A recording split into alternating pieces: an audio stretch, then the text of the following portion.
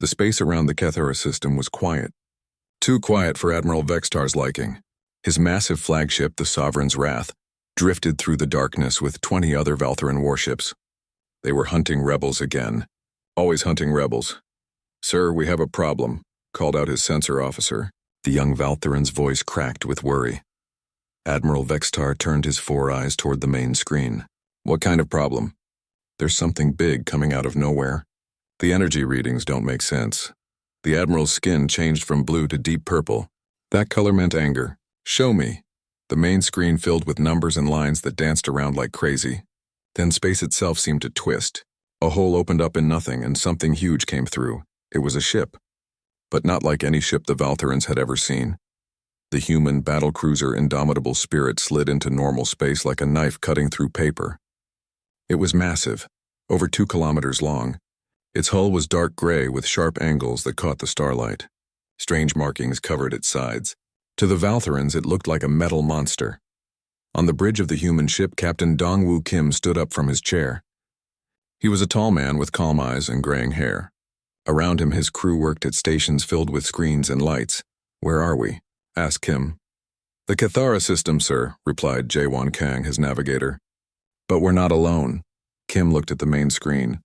21 alien ships floated in front of them. They looked like giant insects made of metal and crystal, beautiful but deadly. "Hye-jin, try to talk to them," Kim ordered. Communications officer Hye-jin Park nodded. She was young with bright eyes and steady hands. She touched her controls and spoke into her headset. "This is the Earth ship Indomitable Spirit. We come in peace. Please respond," the answer came fast. A harsh voice filled the bridge. The words were translated by their computer. "Unknown vessel, you are in Valtheran space. Surrender now or be destroyed," Kim frowned. "Ask them again." "Tell them we just want to talk." Hye-jin tried again. This time the answer was different. "Humans? Impossible. Your kind cannot travel between stars. Surrender immediately." "Humans can't travel between stars?" Kim looked confused. "Who told them that?" On the Valtheran flagship, Admiral Vextar was having the same confused feeling. His information said humans were a young species trapped on one small world. They had no space travel, no weapons, no technology worth mentioning. But this ship in front of him was huge. And the energy readings were incredible. "Sir, should we attack?" asked his weapons officer. Vextar thought for a moment. These humans had somehow built a ship that could fold space. That should be impossible for them. But here it was. Fire a warning shot. "Hit their shields. Let's see what they're made of." Back on the human ship, Taemin Lee was watching his screens in the engine room. He was the chief engineer, a short man with quick hands and a sharp mind.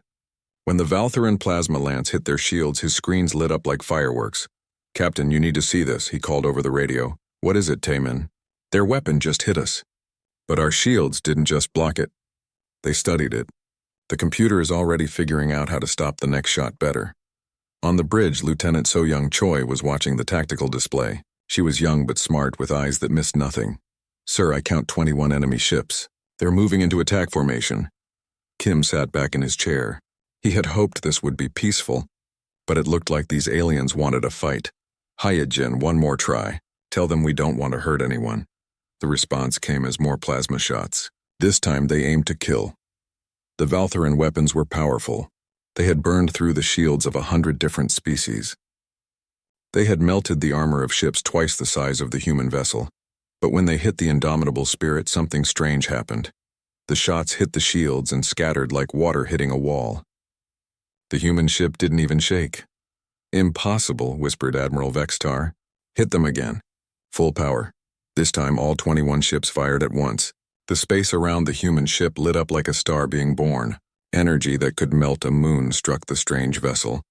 When the light faded, the human ship was still there. Not even scratched. "Their shields are adapting to each shot," reported the Valtheran sensor officer. "The more we hit them, the stronger they get." Kim stood up. He had tried to be peaceful.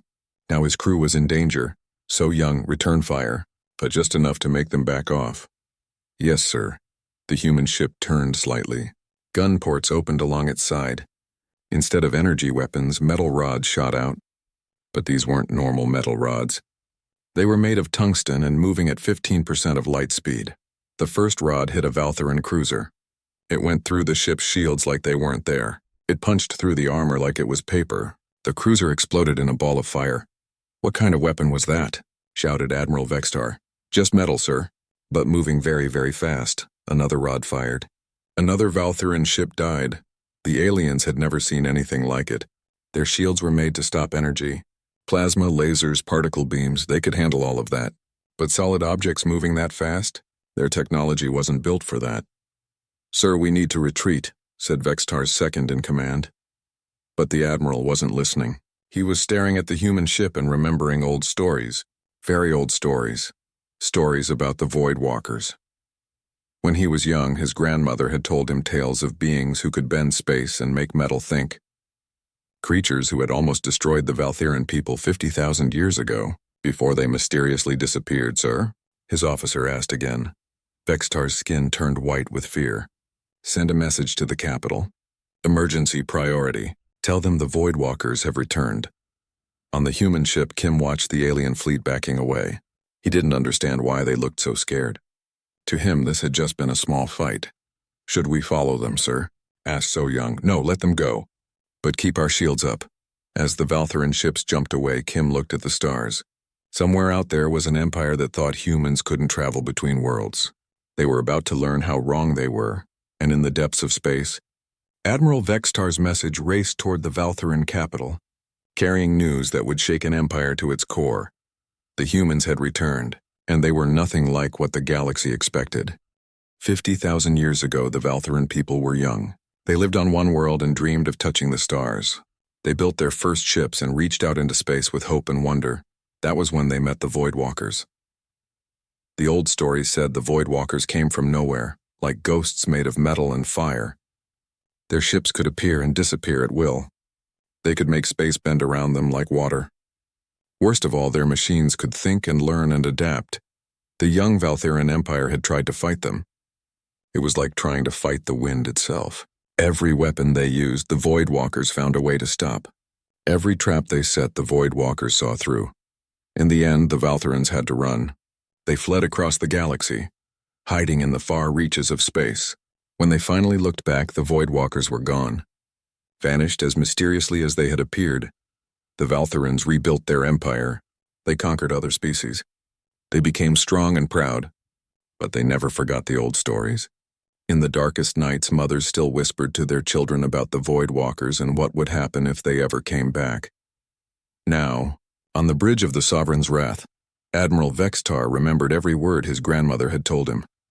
"Are you sure about this message?" asked his communications officer. "Send it," Vextar said. His voice was quiet but firm. "The Emperor needs to know." The message shot across space faster than light. In the capital city on Valthera Prime, Emperor Corvash III was eating dinner when his advisors burst into the room. "Your Majesty, urgent message from the 7th Fleet." The Emperor was old and powerful. He had ruled for 300 years. Nothing surprised him anymore. But when he read Admiral Vextar's message, his food turned to ash in his mouth. "Bring me the ancient texts," he whispered. "All of them." Meanwhile, on the human ship, Captain Kim was trying to understand what had just happened. His crew gathered in the main briefing room. The walls were covered with screens showing the star map and the alien ships they had just fought. "So let me get this straight," Kim said. "These aliens think humans can't travel between stars?" Dr. Minho Jang nodded. He was the ship's expert on alien life. "That's what their message said. They seemed genuinely surprised to see us here. But we've been exploring space for almost 200 years, said Hyejin Park. Systems analyst Yoonji Yu was typing on her computer. "I've been studying their communications. Their language is complex, but I'm starting to understand it. They have information about us, but it's very old. And very wrong." "How wrong?" Kim asked. "They think we're still stuck on Earth with primitive technology." Kim frowned. "That doesn't make sense. Earth has been sending ships to other systems for decades." "Maybe," said Unji, "but none of those ships ever met these aliens before." She was right. The human colonies were all in a different part of the galaxy. The Indomitable Spirit was the first Earth ship to use the new quantum fold drive. It could travel much farther and faster than anything humans had built before. By accident, it had brought them into contact with an empire they never knew existed.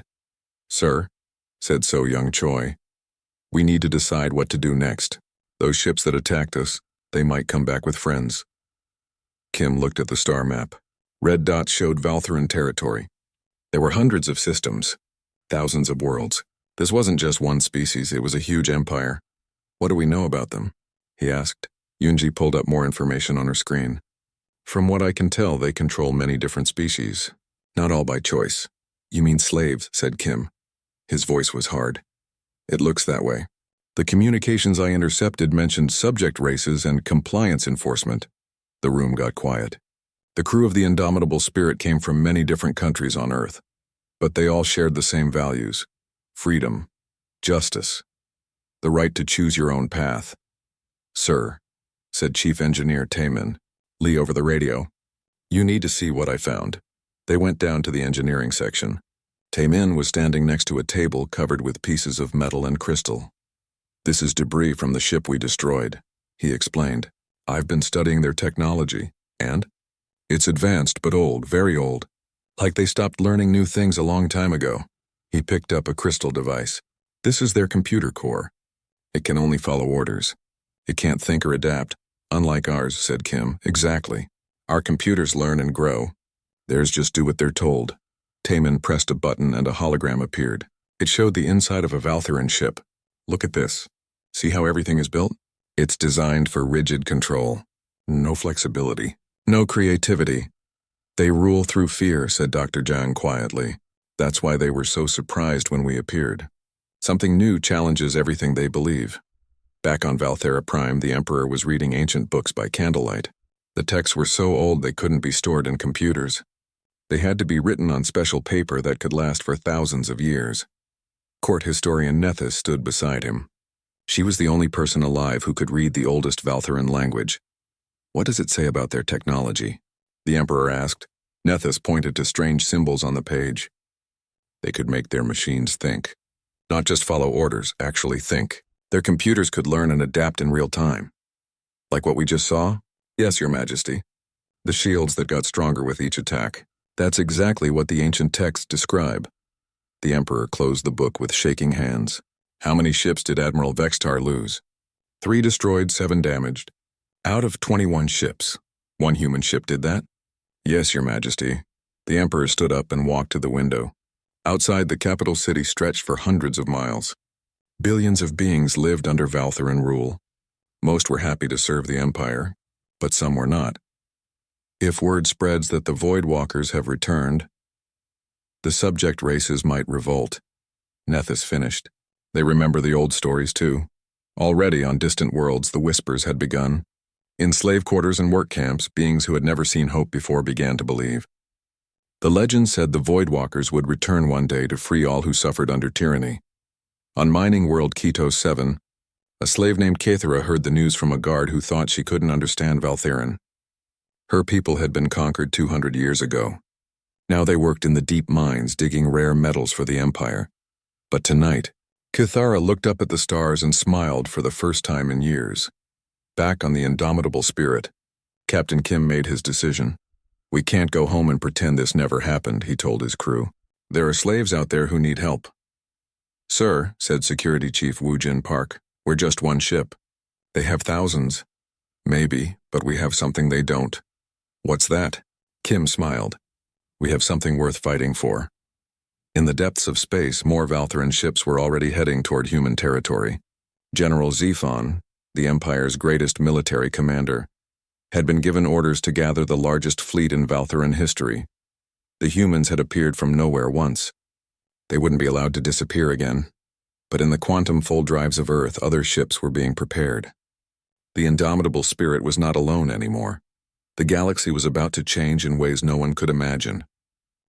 The Imperial Palace on Valthera Prime had stood for 10,000 years. Its crystal spires reached toward the stars, showing the power and glory of the Valtheran Empire. Inside its halls, decisions were made that affected billions of lives across the galaxy. Emperor Corvash III had not slept in 3 days. The ancient texts lay open on his desk, their pages yellow with age. Each book told the same terrible story. The Void Walkers had nearly destroyed his people once before. Your Majesty, said his chief advisor, General Zephon has arrived. The Emperor looked up. General Zephon was the most decorated soldier in the Empire's history. He had conquered 47 worlds and never lost a battle. If anyone could stop the humans, it was him. Show him in. General Zephon entered the room. He was tall and strong with scars from 100 battles. His uniform was covered with medals and honors. But today his face was troubled. Your Majesty, I've read Admiral Vextar's report. 1 human ship destroyed 3 of our vessels and damaged 7 more. Yes, that should be impossible. Our ships are the most powerful in the galaxy. The Emperor handed him one of the ancient books. Read this. Zephon looked at the old symbols. He could read them, but barely. It says, they could make space bend around them. Their weapons could think and learn. Now do you understand? Zephon set down the book. Your Majesty, even if the legends are true, we are not our ancestors. We have 1,000 worlds, 10,000 ships, 1,000,000 soldiers, and they have technology we don't understand. Then we learn to understand it. We capture one of their ships. We study their weapons. We find their weaknesses. Zephon stood straighter. Give me the largest fleet you can build. I will bring you human prisoners to question. The Emperor nodded slowly. Do it. Take whatever ships you need. Across the galaxy, the order went out. Every available warship was to report to General Zephon immediately. From the core worlds to the outer rim, the Valthiran military machine began to move. But the Emperor's problems were just beginning. On the industrial world of Nexus 9, workers in the plasma foundries heard whispers of the humans' return. The whispers became stories. The stories became hope. A foreman named Kalak remembered the old songs his grandmother used to sing, songs about beings who would come from the void to break the chains of the oppressed. For the first time in 50 years, he sang those songs again. Others heard him. The songs spread through the factory like fire. By the end of the day, production had dropped by 20%. On the agricultural world of Terracon, slave farmers looked up from their fields and saw freedom in the stars. On the mining colonies of the Outer Ring, prisoners whispered the ancient name Void Walkers. The Empire's control was based on fear and hopelessness. But hope was spreading faster than their security forces could contain it. Meanwhile, aboard the Indomitable Spirit, Captain Kim was learning just how big the problem really was. 16 major species under Valthiran control, reported Chief Intelligence Officer Sang-Ho Bay. Hundreds of minor ones. Some have been slaves for over 1,000 years. Dr. Minho Jiang looked sick. 1,000 years of slavery. It gets worse, said Yunji-Yu. She had been working day and night to decode Valthiran communications. They don't just use military force. They break cultures. They separate families. They make people forget their own languages. Kim stared at the star map on the main screen. Each red dot was a world under Valthiran rule. There were so many. How do we fight something this big? Asked Heejin Park. The same way we fight everything, said Kim. One step at a time. Chief Engineer Taemin Lee had good news. Captain, I've been working with Ji-Hai Lim on our computer systems. We found something interesting. Ji-Hai was the ship's programmer. She was young and brilliant with a gift for making computers do impossible things. Show me, said Kim. They went to the computer core. Banks of quantum processors hummed with power. Unlike the rigid systems on Valthiran ships, these computers could think and learn and adapt. We tested our systems against the Valthiran technology we captured, Taemin explained. Our computers can interface with their networks. What does that mean? Ji-Hai smiled. It means we can hack them, mid-battle. We can turn their own systems against them. How fast? Seconds. Maybe less. Our quantum processors are about 10,000 times faster than their best computers. Kim felt a spark of hope. Can you do it from a distance? If we can get close enough to establish a connection, yes. This changed everything. The Valthirans had superior numbers, but humans had superior technology. In a straight fight, the Empire would win through sheer mass. But if the humans could turn the enemy's own ships against them, there's something else, said Hyojin Park. I've been monitoring their communications. Some of the subject races are trying to contact us. She played a recording. The voice was weak and full of static, but the words were clear. Human ship, this is Cathera of the Ketos mining colony. We know you are out there. We remember the old stories. We are ready to help. How many messages like this have we received? Kim asked. Dozens. From all over the Empire. Kim made his decision. Send a response. Tell them to be ready. Tell them we're coming. Sir, said Security Chief Woojin Park, that's a big promise to make. Then we better make sure we can keep it. On Valthera Prime, Imperial scientist Zalith was having problems of her own. The Emperor had ordered her to find weaknesses in human technology. But the more she studied the battle recordings, the more worried she became. The humans didn't just have better weapons. They had a completely different way of thinking. Valtheran technology was based on control. Everything had its place. Every system followed strict rules. Change was slow and carefully managed. Human technology was based on adaptation. Their systems learned and grew and changed in real time. They didn't follow rules, they made new rules as needed. It's like fighting chaos itself, she told her assistants. How do you predict something that refuses to be predicted? Her chief assistant, a young scientist named Nexvile, had an idea. What if we don't try to predict them? What if we try to overwhelm them instead? Explain. Their systems are fast and smart, but they're still limited by physics. Throw enough ships at them at once and they can't adapt fast enough to stop them all. Zalith thought about this. How many ships would we need? All of them. Back on the Indomitable Spirit, navigator J1 Kang was plotting courses to a dozen different worlds. Each one was a slave colony. Each one needed help. Sir, I have to ask, he said to Captain Kim, are we really going to take on an entire empire? Kim looked out at the stars. Somewhere out there, beings were suffering under Valtheran rule. Somewhere out there, children were being born into slavery. Somewhere out there, hope was spreading like wildfire.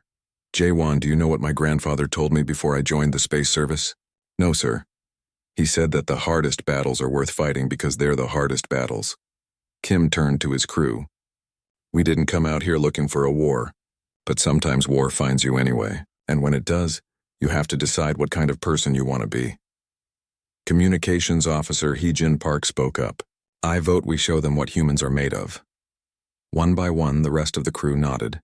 They were just one ship against an empire, but they were humans, and humans had never been very good at knowing when to quit. In the depths of space, General Zephon's fleet was gathering. 200 ships, 300, 500.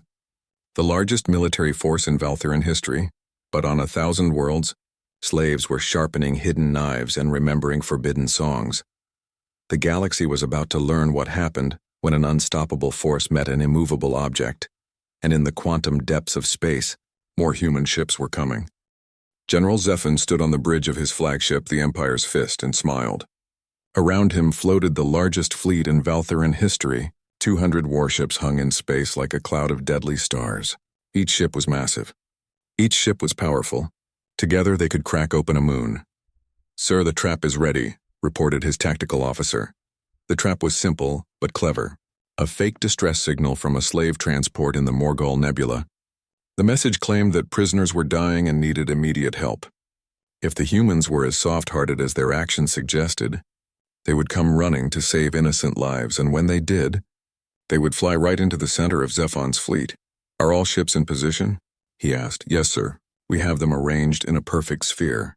No matter which direction they try to run, we'll have them surrounded. Zephon nodded. The sphere formation was his own invention.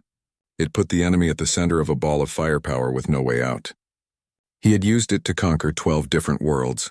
Begin the transmission.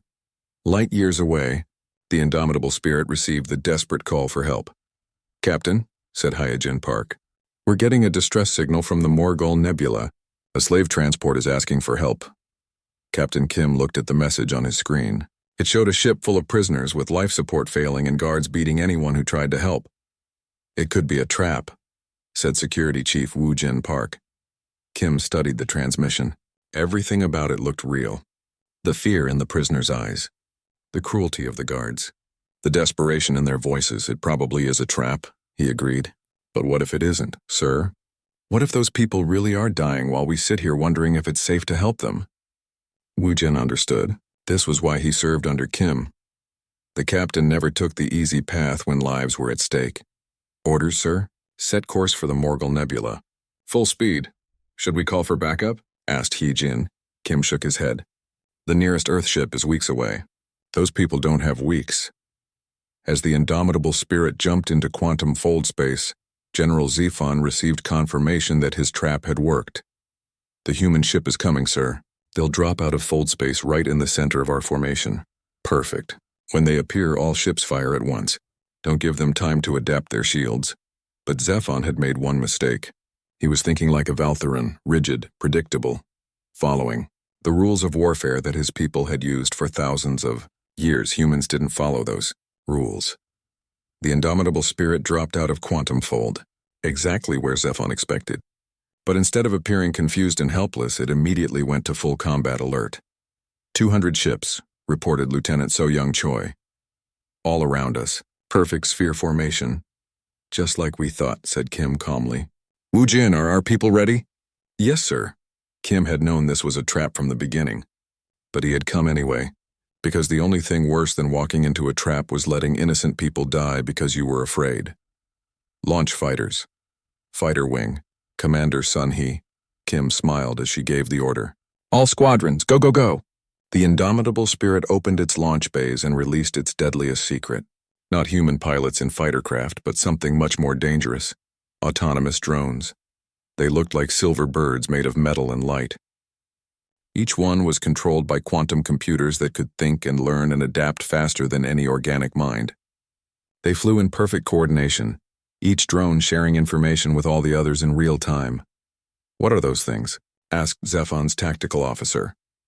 Before anyone could answer, the drones reached the Valtheran ships. The aliens had expected missiles or energy weapons. Instead, the drones flew right up to their hulls and began cutting through the armor with precision laser tools. They found weak spots that the Valtheran engineers thought were hidden. They sliced through power cables and computer lines with surgical accuracy. They're not trying to destroy us, realized Zephon. They're trying to disable us, he was right. The drones could have blown up the Valtheran ships easily. Instead, they carefully cut through just the right systems to leave the ships helpless but not dead. All ships, fire everything, Zephon ordered.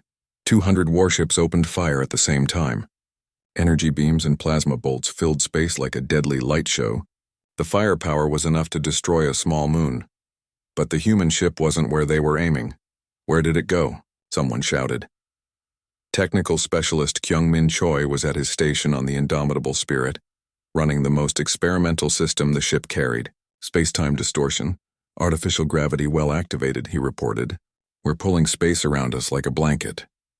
To the Valtherans, it looked like the human ship was teleporting around the battlefield. 1 second it was in the center of their formation. The next second it was behind their lines. Then it was above them, then below. But the ship wasn't really teleporting. It was bending space around itself, taking shortcuts through dimensions the Valtherans didn't even know existed. This is impossible, breathed Zephon. His perfect sphere formation was falling apart. Ships were crashing into each other as they tried to track a target that seemed to be everywhere at once.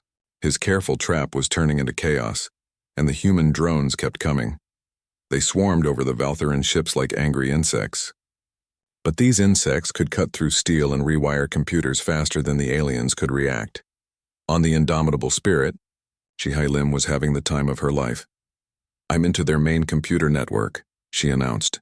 They're using the same security codes for their whole fleet. Can you take control?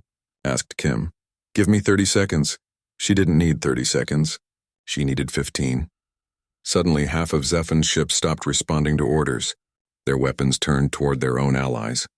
Their shields dropped. Their engines shut down. What's happening? Zephon demanded. Sir, someone is controlling our ships remotely. They're using our own systems against us. Zephon felt ice in his veins. This was exactly what the ancient texts had warned about. The Voidwalkers could make machines think, and thinking machines could choose to disobey their creators. Cut all computer connections. Go to manual control, but it was too late. The human computers were already inside their networks, spreading like a virus. Every system they touched became a weapon against the Valtherans.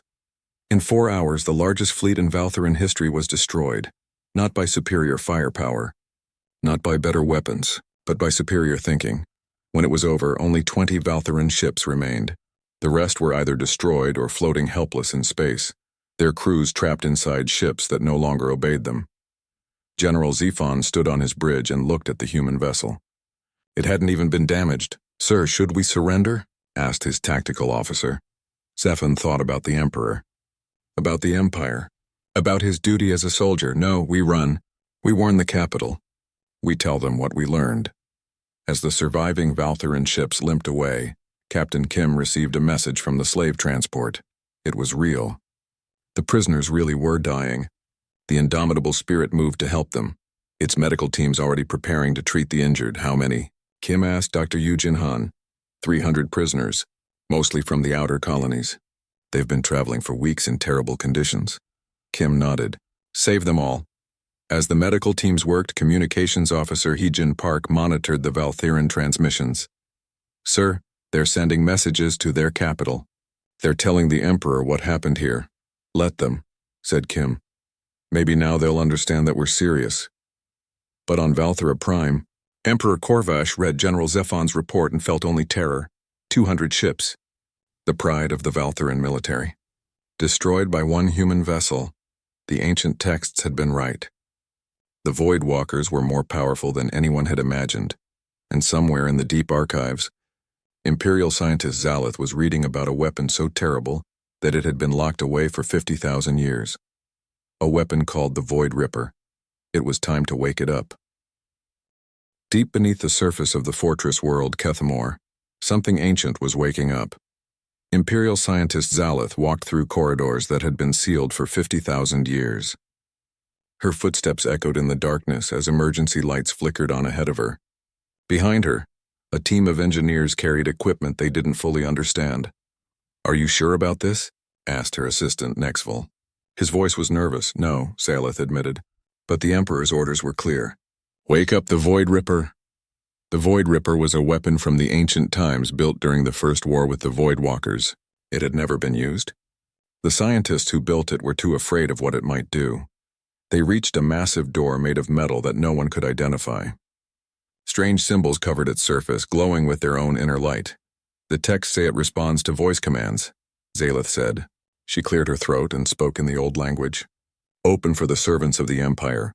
The door recognized her words and began to move. It took 10 minutes to fully open, revealing a chamber the size of a city block.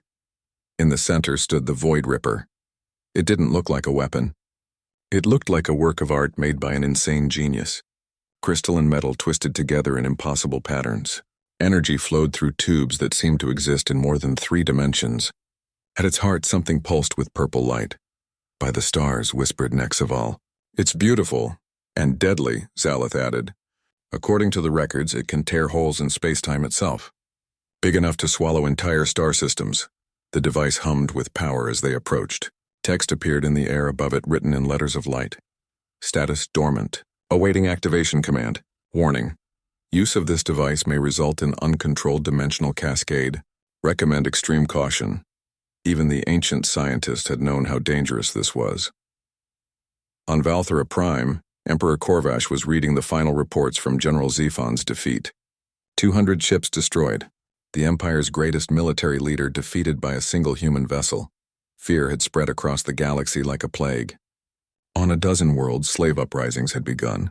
The subject races were remembering old stories about freedom and hope. Your Majesty, said his chief advisor, perhaps we should consider negotiating with the humans. The Emperor's skin turned dark red with anger. Negotiate? They destroyed our fleet. They're encouraging our slaves to rebel. They threaten everything our ancestors built. But, Your Majesty, if the ancient texts are right, we might not be able to defeat them. The Emperor stood up from his throne. Then we don't defeat them. We destroy them, along with everything else if necessary. The advisor looked confused. I don't understand. The Void Ripper is ready. One weapon that can destroy entire star systems. We tell the humans to surrender or watch their homeworld burn. Sir, using that weapon might tear holes in space itself. The cascade effect could destroy half the galaxy. The Emperor smiled coldly. Better to rule over ashes than be ruled by humans. On the indomitable spirit, Captain Kim was dealing with his own problems. The rescued slaves were telling him about the Empire's true nature. It was worse than he had imagined. They don't just conquer worlds, explained Kithra, a woman from the mining colonies. They break spirits. They take children from their parents and raise them to serve the Empire. They make people forget their own names. Dr. Minho Jiang was treating the injured prisoners in the medical bay. Most of them had never seen a human before, but they trusted him instinctively. Word had spread through the slave networks that the humans were different. How many worlds are under Valtheran control? Kim asked. Hundreds, Kithera replied. maybe thousands. They've been expanding for 10,000 years. And they're all slaves? Not all. Some species joined willingly in exchange for protection. But most of us had no choice. Science Officer Hoon-Ki Lee had been studying the Valtheran technology they had captured. What he found worried him. "Captain, I need to show you something." They gathered in the science lab. Hoon-Ki had connected several Valtheran devices together and was running power through them. "I've been analyzing their energy systems," he explained. "They use something called quantum entanglement to link their technology across vast distances." "What does that mean?" Data analyst Bora Yoon answered. "It means all their devices are connected. Every computer, every weapon, every communication system. They're all part of one giant network." "That sounds useful," said Kim. "It is, but it's also dangerous." Hoon-Ki activated a display showing the galaxy. If someone found a way to overload that network all at once, they could shut down the entire empire at the same time, Kim finished. "Exactly. But they could also cause a feedback loop that might destroy everything connected to it." Before Kim could respond, alarms began ringing throughout the ship. "Captain to the bridge," called Hyojin Park over the radio. "We're receiving a transmission from the Valtheran capital." Kim hurried to the bridge. The main screen showed Emperor Corvash himself, sitting on his crystal throne. "Human vessel," the Emperor said. "I am Corvash III, ruler of the Valtheran Empire. You have committed acts of war against our people." "We defended ourselves," Kim replied. "You destroyed our ships. You freed our prisoners. You encouraged rebellion among our subjects. We helped people who asked for help." The Emperor's expression didn't change. "Regardless of your intentions, your actions threaten the stability of our empire. Therefore, I offer you one chance to surrender." "And if we refuse?" The Emperor smiled. It was not a pleasant smile. "Then we will activate the Void Ripper. It is an ancient weapon capable of tearing holes in space-time itself. We will use it to destroy your home system. Earth and all its colonies will be consumed by artificial black holes." The bridge got very quiet. "You have 24 hours to decide," the Emperor continued. "Surrender yourselves for trial or watch your entire species die." The transmission ended. "Can they really do that?" asked Heejin. "I don't know," Kim admitted. "But we can't take the chance." Security Chief Woo-Jin Park looked grim. "Sir, even if we surrender, do you think they'll keep their word?" Kim thought about the slaves they had rescued, about the stories of cruelty and oppression, about an empire built on fear and control. "No," he said finally. "They'll kill us anyway, and then they'll go after Earth. So what do we do?" Kim looked at the star map showing the location of Kethmore, where the Void Ripper was being prepared. It was deep in Valtheran space, surrounded by their most heavily defended systems. "We stopped them." "Sir, that's suicide. One ship against an entire planet's defenses."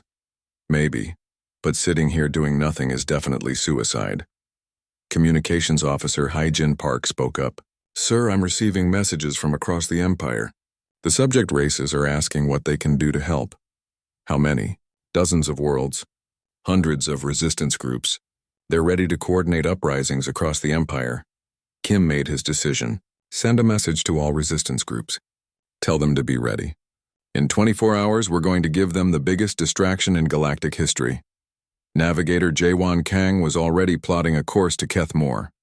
"Sir, how are we going to get through their defenses?" "We're not going around them," Kim said. "We're going through them." Chief Engineer Taemin Lee smiled. "I like the sound of that." As the indomitable spirit prepared for the most dangerous mission in human history, Captain Kim thought about the choice ahead of them. They could surrender and hope for mercy from an empire that had shown none to its slaves. They could run and hope the Valtherans wouldn't really destroy Earth, or they could fight, knowing that they probably wouldn't survive. For Kim, it wasn't really a choice at all. 24 hours later, the indomitable spirit jumped into the Kethmore system, ready to face the Empire's ultimate weapon. Behind them, across 100 worlds, the largest slave uprising in galactic history began. The final battle was about to start.